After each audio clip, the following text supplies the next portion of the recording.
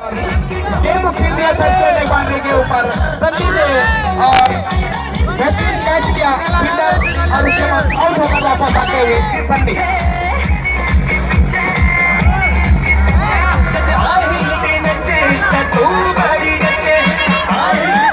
तीन विकेटों का पतन हुआ है। पहला विकेट गिरा घनश्याम के रूप में, दूसरा विकेट गिरा जीतू के रूप में और अभी भी तीसरा विकेट गिरा है सन्नी के रूप में। राजा अभी भी डटे हुए। एक और विकेट गिरा। राहुल केसरवानी पूरा नहीं कर पाए। राहुल केसरवानी ललचाई गेंदों को हुक करना चाहा। टाइमिंग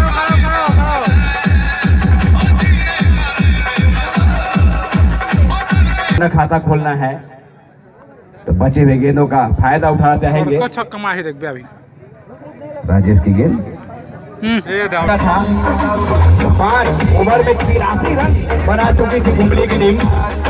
अब स्थिति ये है 200 रन पूरे हो चुके हैं, जबकि ओवर नंबर 13